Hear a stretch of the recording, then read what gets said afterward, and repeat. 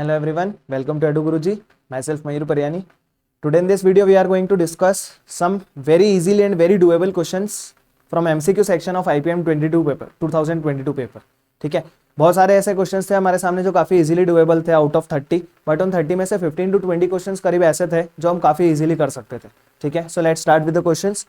The first question here is the set of real values of x for which the inequality log 8 base 27 is less than equal to log x base 3 which is less than 9 to the power 1 upon log 3 base 2. बहुत easy question है अगर किसी को log के basics भी पता है.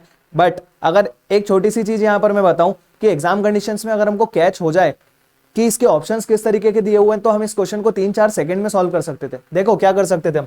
यहाँ पर क्या सिंबल लगा हुआ है हमारा लेस देन इक्वल टू मतलब क्लोज ब्रैकेट यूज होगा. यहाँ पर लगा हुआ है सिर्फ लेस देन, इसका मतलब यहाँ पर ओपन ब्रैकेट यूज होगा. और हम देख पा रहे हैं कि यहाँ पर हमारे ऑप्शंस में ऐसा कौन सा है, पहला क्लोज और दूसरा ओपन. ये क्वेश्चन का आंसर है. बस अगर हम ये चीज ध्यान देते तो इस क्वेश्चन को सॉल्व करने में हमको कुछ भी नहीं करना पड़ता. बट स्टिल अगर ये चीज हमको कैच नहीं होती but still we want to solve such type of question, तो हम इस क्वेश्चन को कैसे सॉल्व करते ये भी हम काफी इजीली कर सकते थे. पहले इनइक्वालिटी देखते हैं हम. log 8 base 27 should be less than और equal to log x base 3. यहाँ पर हम देख पा रहे हैं तो यहाँ पर 8 को हम लिख सकते हैं 2 का क्यूब और 27 को लिख सकते हैं 3 का क्यूब. लॉग का ये वाला जो टर्म होता है इसका जो भी पावर होता है ये पावर बाहर मल्टीप्लाई में आता है और बेस की जो भी पावर आती है वो बाहर डिवाइड में आती है. सो दिस बिकम्स 3/3 log 2 base 3. 3 से 3 कैंसिल, कितना बचा ये log 2 base 3 should be less than और equal to log x base 3. अब हम देख पा रहे हैं कि दोनों का बेस तो सेम है तो हमको सिर्फ इस टर्म के बारे में बात करना है. तो x क्या होगा, 2 के इक्वल होगा या 2 से बड़ा होगा.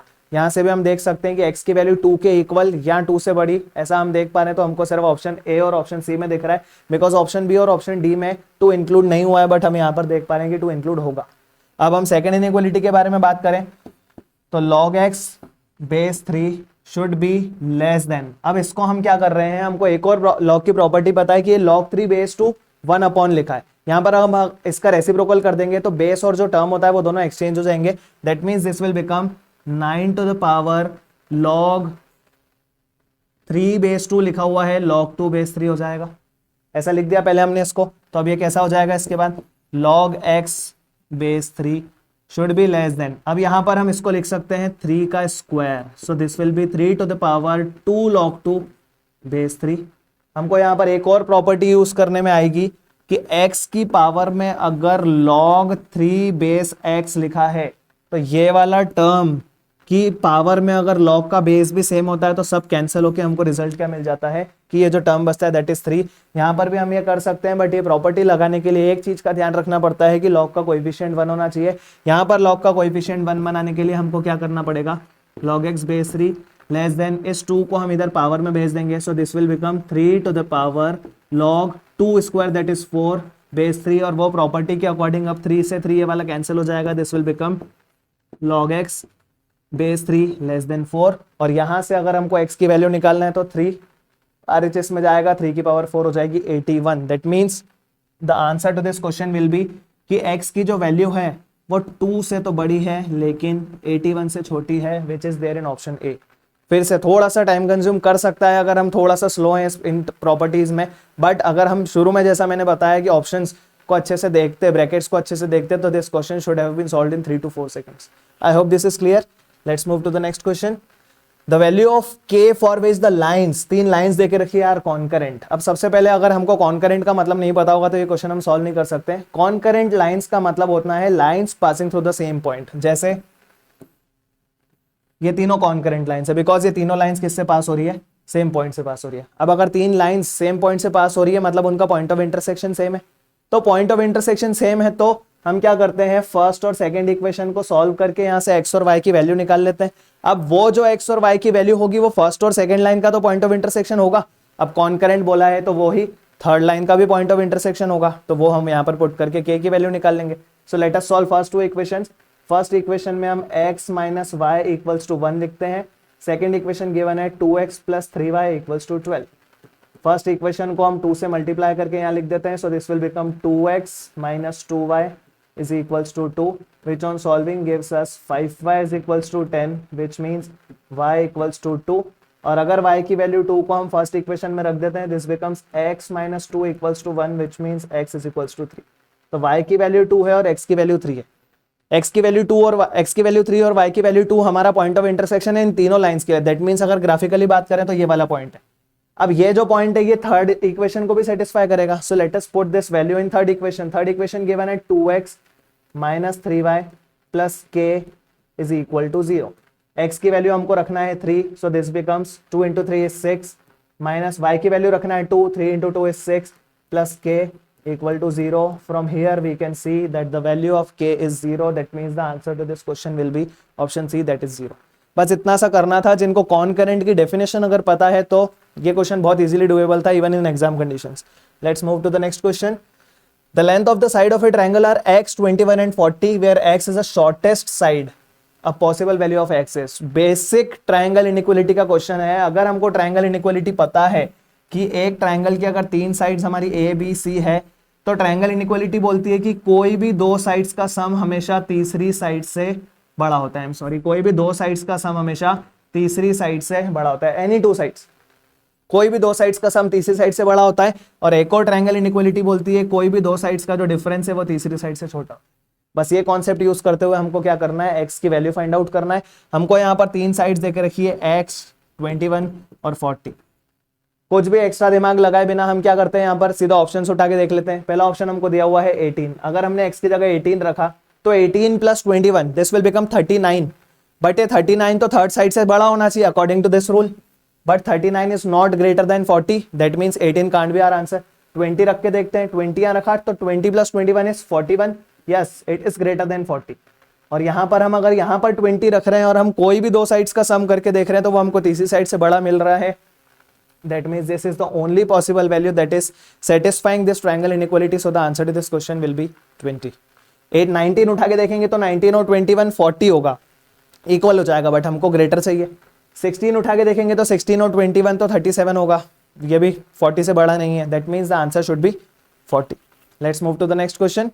In a right angle triangle ABC, the hypotenuse AC, एक right angle triangle है ABC, हाइपोटेनियस AC बोल के रखिए। That means this will B right angled on angle B। AC की वैल्यू 13 देके रखिए। अब जैसे ही हम ये AC की वैल्यू 13 पढ़ते हैं तो सबसे पहले हमको थोड़ा सा पाइथागोरस ट्रिपलेट क्लिक हो जाना चाहिए कि अगर हाइपोटेनियस 13 है इसका मतलब बाकी की दो साइड्स क्या होंगी, 5, 12, 13। बिकॉज वी नो कि एक राइट एंगल ट्राइंगल की तीन साइड्स पाइथागोरस थ्योरम को अगर सेटिस्फाई करती है तो 5, 12, 13 एक पाइथागोरस ट्रिपलेट होता है, जिसमें 13 अगर हमारा ये देके रखा है दैट मींस इन दोनों में से एक साइड 5 है और एक साइड 12 है। सिर्फ इस कंडीशन से हमारा आंसर नहीं आ रहा है, बट हमारे बाकी दो ऑप्शंस तो एलिमिनेट हो चुके हैं। आगे क्वेश्चन में बोला है a line connecting the mid points D and E of sides AB का एक मिड पॉइंट है D एंड AC का एक मिड पॉइंट है E। इन दोनों को अगर हम ज्वाइन कर रहे हैं तो उसकी डिस्टेंस हमको क्वेश्चन में देकर रखी है 6। Then we have to find out the value of BC की वैल्यू पूछिए। अब अगर ये 6 है और D और E जो है वो मिड पॉइंट्स हैं, ये 13 है, ये दोनों मिड पॉइंट्स हैं, तो this will be 6.5, this will be 6.5 as well. अब हम देख पा रहे हैं ADE, ये भी एक राइट एंगल ट्राइंगल बन गया। इस राइट एंगल ट्राइंगल में AE जो है वो हाइपोटेनियस है। हाइपोटेनियस का स्क्वायर हम करेंगे तो 6.5 का square this becomes 42.25 is equals to perpendicular square मतलब AD square plus base square मतलब 6 का स्क्वायर करेंगे तो 36। इसको सॉल्व करेंगे तो 6.25 is equals to AD square मिलेगा, which on solving gives us AD is equals to 2.5। अब AD की वैल्यू अगर 2.5 आ गई, ये मिड पॉइंट था तो ये भी 2.5 हो गया। दैट मीन्स AB पूरा मिलाकर 5 हो गया और AB 5 है, that means BC will become 12। पूरा कैलकुलेशन अगर हम नहीं करना चाहें और थोड़ा सा एग्जाम कंडीशंस में अगर हम काम एंड कंपोज होकर पेपर देते हैं तो हमको एक लॉजिक तो ये क्लिक हो जाना चाहिए कि एक 13 है तो दो 5 और 12 होगी। दूसरा, अब अगर क्वेश्चन में अब हम ये भी जानते हैं कि पाइथागोरस ट्रिपलेट्स जो है वो अपने मल्टीपल्स के फॉर्म में भी एग्जिस्ट करती है। जैसे 5, 12, 13 मैंने एक पाइथागोरस ट्रिपलेट बोली, अगर हम इसका डबल कर देंगे ना 10, 24, 26 तो ये भी एक पाइथागोरस ट्रिपलेट। ये लॉजिक क्यों मैं बता रहा हूं, क्योंकि इस लॉजिक से हमको ये पाइथागोरस थ्योरम नहीं लगानी पड़ती, हम डायरेक्ट कर सकते थे। 6.5 अगर हम देख रहे हैं तो वो 13 का हाफ है, 6 अगर हम देख रहे हैं तो वो 12 का हाफ है, तो यहाँ पर 5 का ही हाफ मिलेगा। तो इतना कैलकुलेशन ना करते हुए हम डायरेक्ट इसको 2.5 बोल सकते थे और आगे की कैलकुलेशन देखते हुए, या फिर एक लॉजिक और लगा सकते थे हम कि अगर ये 6 है जो कि मिड पॉइंट है तो undoubtedly this is going to be 12। कुछ भी लगा सकते थे, बस हमको थोड़ा सा प्रेशर ना लेते हुए एग्जाम कंडीशंस में क्वेश्चन को सॉल्व करना चाहिए। The answer to this question is option A, that is 12। Let's move to the next question. If the 5-digit number ABCDE is divisible by 6, ABCDE एक 5-digit नंबर है जो कि 6 से divisible है, then which of the following numbers is not necessarily divisible by 6? हम एक number late कर लेते हैं, कोई भी नंबर हमको बोल के रखा है कि ABCDE एक 5-digit नंबर है जो कि 6 से डिविजिबल है। We know that कि अगर कोई नंबर 6 से डिविजिबल हो तो वो 2 से भी डिविजिबल होगा और 3 से भी डिविजिबल होगा। That means हमको E की वैल्यू क्या रखनी पड़ेगी, एक इवन नंबर रखनी पड़ेगी। हम कोई भी 5-digit नंबर ले लेते हैं, लेट अस से 1 2 3 5 4। ये नंबर क्यों लिया हमने, क्योंकि अब हमको दिख रहा है इसके यूनिट प्लेस को देखकर कि ये नंबर 2 से भी डिविजिबल है, सारी डिजिट्स का सम कर रहे हैं तो 15 आ रहा है, ये नंबर 3 से भी डिविजिबल है। हमको ये पता चल चुका है कि ये नंबर जो है किससे डिविजिबल है, 6 से डिविजिबल है। अब हमसे क्वेश्चन में पूछा है कि इन ऑप्शंस में से कौन सा ऐसा ऑप्शन है जो कि 6 से डिविजिबल नहीं है। तो फर्स्ट ऑप्शन दिया हुआ है हमारा EDCBA। EDCBA अगर मैं इधर लिखूं तो देखो A लिखा हुआ है लास्ट में, दैट मींस लास्ट में 1 आएगा। अब अगर लास्ट में 1 आ गया दैट मींस ये नंबर 2 से डिविजिबल नहीं है, और अगर कोई नंबर 2 से डिविजिबल नहीं होता है मतलब वो 6 से डिविजिबल नहीं होगा। हमारा क्वेश्चन सॉल्व हो चुका है, आंसर इज ऑप्शन ए। बस ऐसे छोटे छोटे से लॉजिक्स लगाकर हम क्वेश्चन सॉल्व कर सकते हैं। हमारा कट ऑफ सारे क्वेश्चन सॉल्व करने जितना नहीं आता है, हमको कट ऑफ के लिए कुछ 15 16 18 क्वेश्चंस के आसपास, वैसे तो 12 13 क्वेश्चंस में भी कट ऑफ क्लियर होता है, बट थोड़ा सा कट ऑफ से ऊपर जाए, अगर हम 80 मार्क्स तक का टारगेट करें तो भी हम 20 बहुत अच्छे क्वेश्चंस का सिलेक्शन करके आराम से हमारे कट ऑफ से काफी ऊपर जा सकते हैं। Let's move to the next question. In a room there are n persons whose average height is 160। Average based question दिख रहा है तो हमको पता है कि एवरेज इज इक्वल्स टू होता है सम डिवाइडेड बाय टोटल। यहाँ पर एवरेज गिवन है 160, सम हमको नहीं पता, टोटल नंबर ऑफ पर्सन्स देके रखे हैं n। यहां से हम अगर s को S1 बोल देते हैं, यहां से हम S1 की वैल्यू निकालेंगे तो दिस विल बी 160n। आगे बोला if m more persons whose average height is 172 centimetre enter the room. कुछ और लोग इस रूम में एंटर हो गए जिनका एवरेज हाइट कितना देकर रखा है 172। फिर से हम यही फॉर्मूला लगाते हैं, 172 इज इक्वल्स टू, अब सम के बारे में बात करें तो अब हम S1 नहीं लिखते हुए S2 लिखेंगे बिकॉज ये एक अलग ग्रुप है, divided by number of people here is m, so S2 will become 172 into m। ये हमको S1 और S2 पता चल गया। अब जब इन दोनों का कंबाइंड बात करी तो कंबाइंड कितना हो गया 164। That means now we have to take our average as 164। तो average is 164 is equals to sum. अब सम किसका लेंगे, इस वाले ग्रुप का प्लस इस वाले ग्रुप का, that means S1 plus S2 divided by total number of people. तो total number of people is m plus n। Let us solve by putting the values, cross multiply करेंगे, 164m plus 164n is equals to S1 की value ऊपर से निकलेंगे कितनी 160n plus S2 की value लिख लेंगे 172m। m वाले टर्म्स को साथ में करते हैं, n वाले टर्म्स को साथ में करते हैं, n को इधर किया 164n में से 160n गया 4n इज इक्वल्स टू 164 वहां जाएगा m में तो क्या हो जाएगा 8m। अब यहां पर हम देख लेते हैं, हमसे n/m पूछा है कि m/n, तो हम देख पा रहे हैं यहां पर हमसे m/n पूछा है। m/n मतलब n को हम वहां नीचे सब्सटीट्यूट कर देंगे, m/n will be equals to 4/8 which is equal to 1/2, that means 1:2 is our answer। एकदम बेसिक एवरेज का क्वेश्चन है, अगर हम फर्स्ट क्लास ऑफ एवरेज भी अच्छे से अटेंड करते हैं तो हम इस क्वेश्चन को आराम से सॉल्व कर सकते हैं। छोटा सा वेटेड एवरेज का कॉन्सेप्ट लगा है। I hope this is clear. Let's move to the next question. The sum of the first 15 terms in an AP is 200।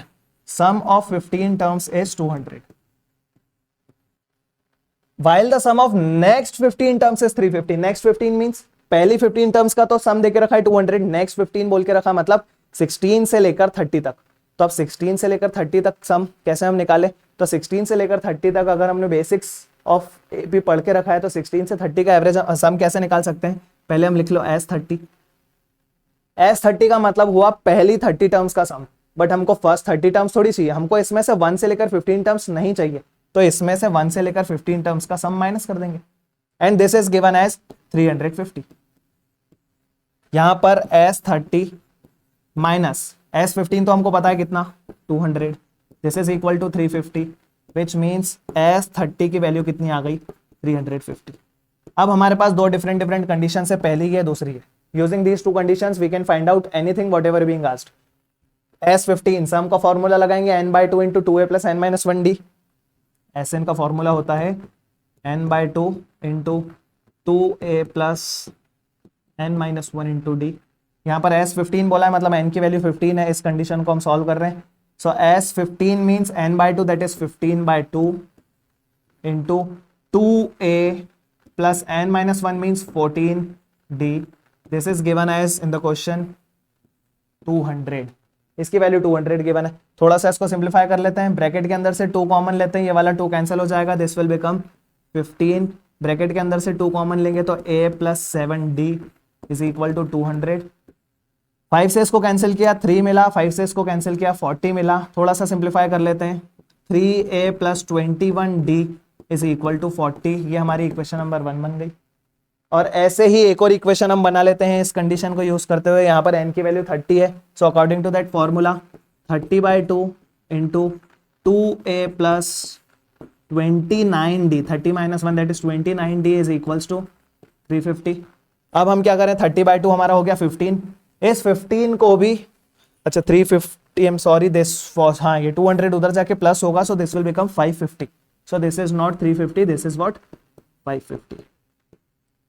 30/2 हो गया 15, 15 into 2a plus 29d is equal to 550। 5 से cancel करेंगे अगर हम इन दोनों को तो ये बन जाएगा 3 को अंदर मल्टीप्लाई कर दिया तो 6a प्लस 3 इधर मल्टीप्लाई किया 87d इज इक्वल्स टू, वहां पर 5 से कैंसिल कर दिया था 110। ये बन गई हमारी इक्वेशन नंबर 2।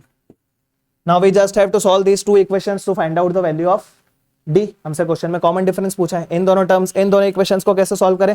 फर्स्ट वाली इक्वेशन का ट्वाइस कर देते हैं, फर्स्ट वाली इक्वेशन का ट्वाइस करके यहाँ लिखते हैं। पहले हम ये वाली इक्वेशन लिख देते हैं, 6a plus 87d is equals to 110। First वाली इक्वेशन का ट्वाइस करेंगे, this will become 6a plus 42d is equals to 80। इसको सॉल्व करेंगे, 6 से cancel, this becomes 45d is equals to 30, which means d is equals to 30/45, और 30/45 को 15 से cancel करेंगे तो 2/3।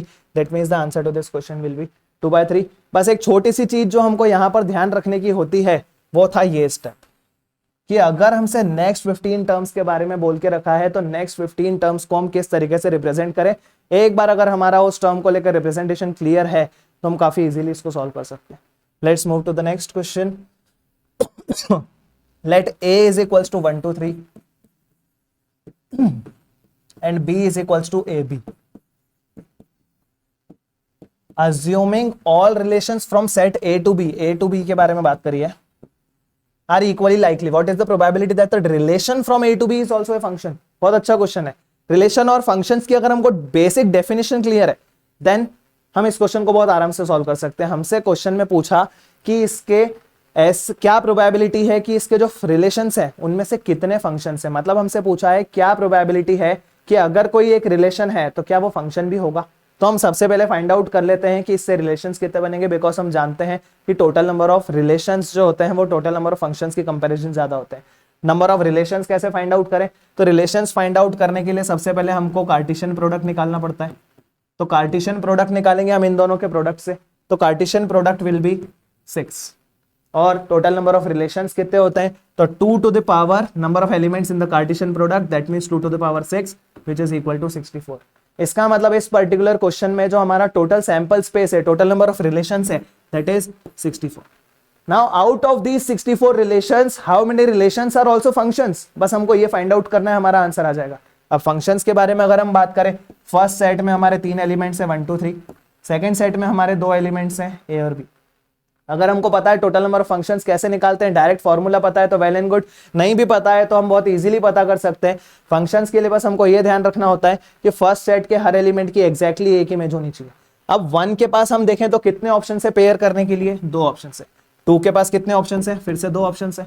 और 3 के पास कितने ऑप्शन है, फिर से 2 ऑप्शन है। That means how many total functions will be there, 8 functions. So the answer to this question will be 8/64 which is equal to 1/8, that means 1/8, that is option A is our final answer।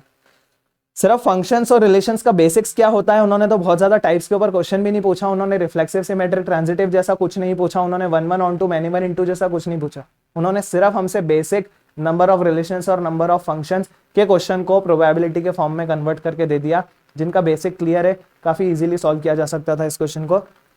Let's move to the next question. In a 400 metre race Ashok beats Bipin and Chandan respectively by 15 seconds and 25 seconds. ठीक है, मतलब अगर अशोक को 30 seconds लगे हैं तो बिपिन को 30 second से 15 ज्यादा लगे हैं और चंदन को 30 सेकेंड से 25 सेकेंड ज्यादा लगे हैं।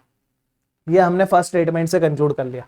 आगे बोला है if Ashok beats Bipin by 150 metres, मतलब अशोक, अब अशोक की स्पीड ज्यादा है, देखो उसको कम टाइम लगा। अशोक के लिए बोल के रखा है कि अशोक ने बिपिन को कितने सेकंड्स कितने मीटर से हराया, 150 मीटर से। इसका मतलब क्या हुआ, अशोक जीता है। मतलब जब अशोक 400 पे पहुंचेगा तब बिपिन कहां पहुंचेगा, 150 मीटर्स पीछे, मतलब 250 मीटर्स पे।